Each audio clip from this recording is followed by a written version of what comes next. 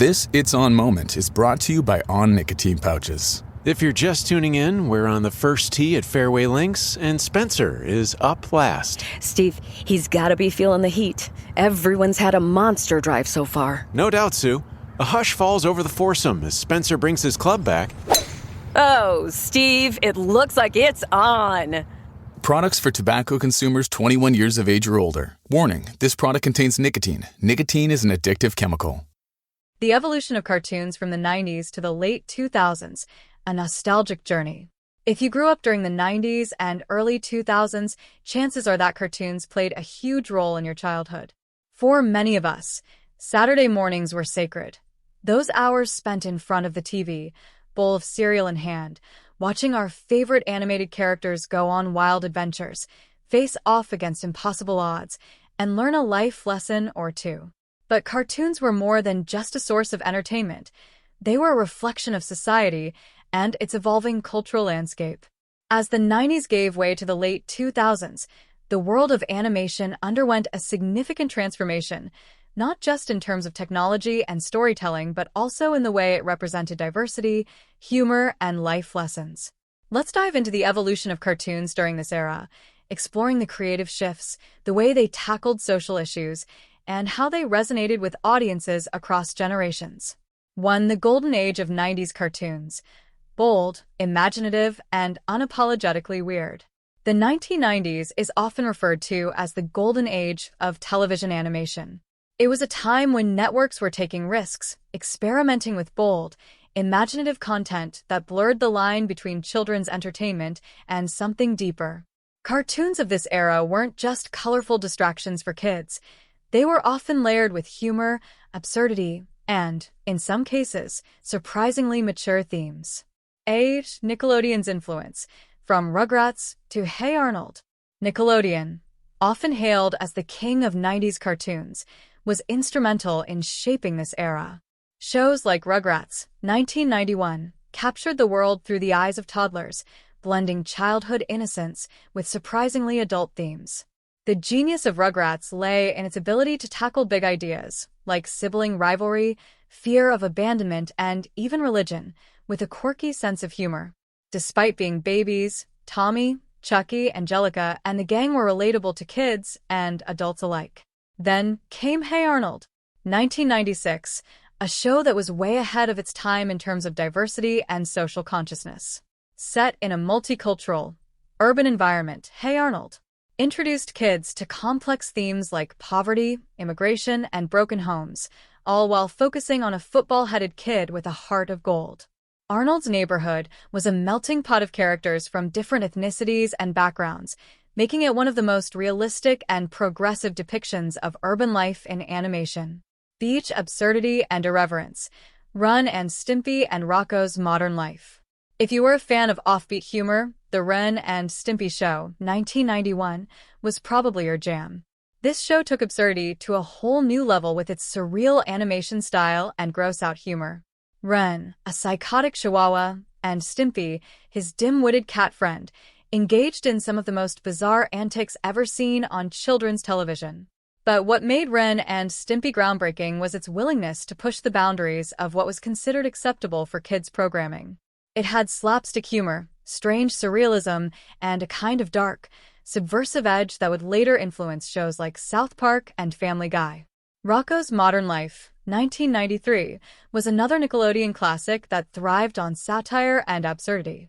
While on the surface it appeared to be a show about a wallaby navigating adult life in a strange city, Rocco's Modern Life was a sharp critique of consumerism, corporate greed, and even the mundanity of everyday life. As kids, we may not have understood the deeper satire, but it planted the seeds of social awareness early on. See Superheroes Rise Again, Batman, the animated series, and X-Men. The 90s was also a time for a renaissance in superhero animation with Batman, the animated series, 1992, leading the charge. This wasn't just a cartoon about a guy dressed as a bat. It was a masterclass in storytelling, animation, and character development. Dark, atmospheric, and deeply psychological, Batman, The animated series took inspiration from film noir and brought Batman's rogues gallery to life in a way that was both haunting and empathetic. Villains like Mr. Freeze and Two-Face weren't just evil for the sake of it. They had tragic backstories that made them complex characters rather than just obstacles for Batman to punch through. Around the same time, X-Men, the animated series, 1992, gave us a superhero team that wasn't just fighting bad guys. They were fighting for acceptance. The X-Men, with their powers representing various social outcasts, were a metaphor for marginalized groups in society. The show tackled issues like racism, prejudice, and civil rights in a way that was accessible to kids, but resonated with adults as well. It was another example of how 90s cartoons weren't afraid to address heavy, real-world issues under the guise of entertainment. 2. Early 2000s, the era of silliness and substance. As the calendar flipped to the 2000s, cartoons began to shift in both style and substance. With advancements in animation technology and a growing awareness of societal issues, cartoons of the early 2000s straddled the line between silly and substantial, blending slapstick humor with surprisingly deep narratives. A. SpongeBob SquarePants, the king of surreal comedy. One of the most iconic cartoons to emerge from the early 2000s was SpongeBob SquarePants, 1999. At first glance, SpongeBob appeared to be just a goofy show about a talking sponge who lives in a pineapple under the sea. But creator Steven Hillenburg infused the show with an offbeat sense of humor and subtle messages about friendship, work ethic, and optimism. SpongeBob's relentless positivity contrasted hilariously with Squidward's perpetual cynicism and Mr. Krabs' greedy ways, making it a show that appealed to both kids and adults. What made SpongeBob truly special was its absurdity. The humor was random and unpredictable, and the animation often took a surreal turn. But underneath the silliness were relatable themes about growing up, feeling out of place, and finding happiness in the small things. It's no wonder that SpongeBob became a cultural phenomenon, spawning memes, movies, and merchandise that continue to be relevant even 2 decades later. B. Samurai Jack. Artistry meets minimalism. In stark contrast to the zany world of SpongeBob was Samurai Jack, 2001, an action-packed, visually stunning cartoon that leaned heavily on minimalism and artistry. Created by Genndy Tartakovsky, Samurai Jack followed a lone samurai trapped in a dystopian future, battling his way through various foes in search of a way back to the past. What sets Samurai Jack apart was its unique animation style. Each episode felt like a moving painting, with long stretches of silence, dramatic landscapes, and minimal dialogue. The show was a meditation on loneliness, honor, and the timeless battle between good and evil. Its mature themes and cinematic approach to storytelling were rare for children's animation at the time, making it a beloved series for both kids and adults alike. C's diversity and representation, The Proud Family and Avatar, The Last Airbender. As the 2000s progressed, cartoons began to emphasize diversity and representation in more meaningful ways. The Proud Family, 2001, was one of the first animated shows to feature a predominantly African-American cast, centering on the life of Penny Proud and her hilarious, loving, and sometimes over-the-top family. The show dealt with cultural identity, family dynamics, and the challenges of adolescence, all while showcasing Black culture in a positive and authentic way. It was a groundbreaking series that opened the door for more representation in children's animation. Perhaps one of the most celebrated cartoons of the early 2000s was Avatar, The Last Airbender, 2005. Set in a fantastical world inspired by Asian cultures, Avatar followed Aang, the last Airbender, on his journey to defeat the Fire Nation and bring peace to the world. What made Avatar so special was its deep mythology, complex characters, and themes of war, peace, destiny, and forgiveness. It tackled heavy issues like genocide, colonialism, and spirituality in a way that was accessible to younger audiences, without sacrificing the emotional depth needed to resonate with older viewers. Avatar, The Last Airbender was also a huge leap forward in terms of representation, with a cast of characters that reflected different races, cultures, and philosophies. It set a new standard for animated storytelling, blending Eastern and Western influences in a way that felt fresh and inclusive. 3. Late 2000s, the age of meta-humor and social awareness. By the late 2000s, the world of animation had evolved even further, with cartoons beginning to embrace meta-humor, social awareness, and more sophisticated storytelling techniques. Shows were no longer just for kids. They were becoming a cultural phenomenon that appealed to all ages. The rise of meta-humor, Phineas and Ferb and the Fairly OddParents. Cartoons in the late 2000s began to lean heavily into meta-humor, breaking the fourth wall and playing with the conventions of storytelling. Phineas and Ferb, 2007, was a prime example of this trend. The show followed two stepbrothers as they embarked on increasingly outrageous summer adventures, all while their sister Candace tried to expose them to their mom. But the beauty of Phineas and Ferb lay in its self-awareness. The characters frequently acknowledged the absurdity of their situation, and the show's musical numbers and recurring gags became a signature feature. The Fairly OddParents, 2001, was another show that thrived on meta-humor.